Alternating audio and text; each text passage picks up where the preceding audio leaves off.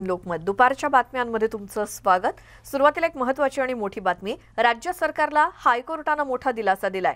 मुंबई महानगरपालिकेतील वॉर्ड संख्या वाढीचा निर्णय आणि या निर्णयाविरोधातील याचिका ही फेटाळून लावलेली आहे। भाजप नगरसेवकांनी या वॉर्ड संख्या वाढीला आव्हान दिलं होतं, तशी याचिका केलेली होती। वॉर्ड संख्या 227 वरून 236 करण्याचा निर्णय झालेला होता आणि राज्य सरकारच्या या आदेशाला आव्हान दिलं गेलं होतं। मात्र या निर्णयाविरोधातली याचिका फेटाळली आहे आणि राज्य सरकारला हायकोर्टाने एक मोठा दिलासा दिलाय।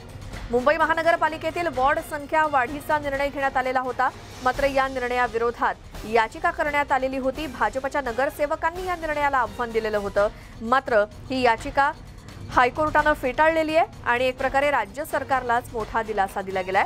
आमचे प्रतिनिधी अजित मांढरे आपल्या सोबत फोन लाईन वरती आहेत।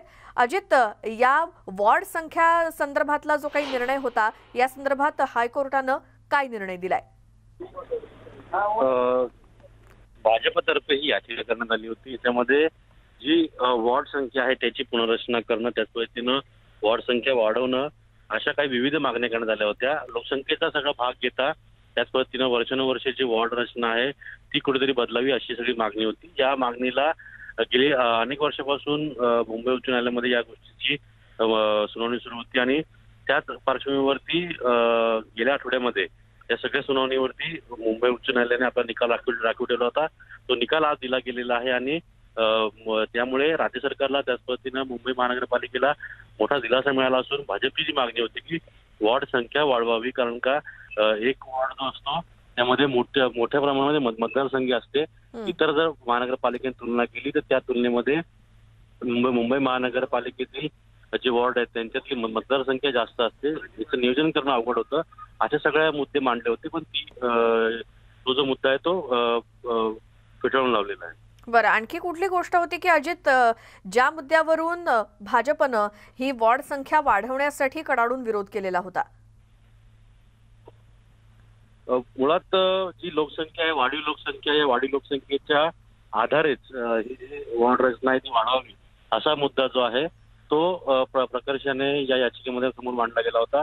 पण कुठेतरी या सगळ्या पार्श्वभूमीवरती नेमकं जी प्रक्रिया आहे वॉर्ड रचना वाढवण्याची किंवा सगळ्या गोष्टी ज्या प्रक्रियेनुसार करण्याची, ती निवडणूक आयोग असेल किंवा त्याच पद्धतीनं काही समिती असेल, या समितीच्या हातामध्ये असतं आणि त्या समितीची संपूर्णपणे परवानगी घेऊन तो त्यांच्या अहवालानंतर ह्या गोष्टी ज्या आहेत त्या करता येतात, असं देखील या सुनावणी दरम्यान स्पष्ट झाल्याने हा मुद्दा जो आहे तो आज पूर्णपणे क्लिअर झाला आणि भाजपची याचिका फेटाळलेली आहे। अजित, धन्यवाद या सगळ्या माहितीसाठी। राज्य सरकारला हायकोर्टाने दिलासा दिला या गोष्टीमध्ये की मुंबई महानगरपालिकेचा जो निर्णय होता वॉर्डांची संख्या वाढवण्याचा आणि ज्याला भाजप नगरसेवकांनी आव्हान दिलं होतं, त्यांची याचिका ही हायकोर्टाने फेटाळून लावली आहे आणि राज्य सरकारला मोठा दिलासा दिलाय।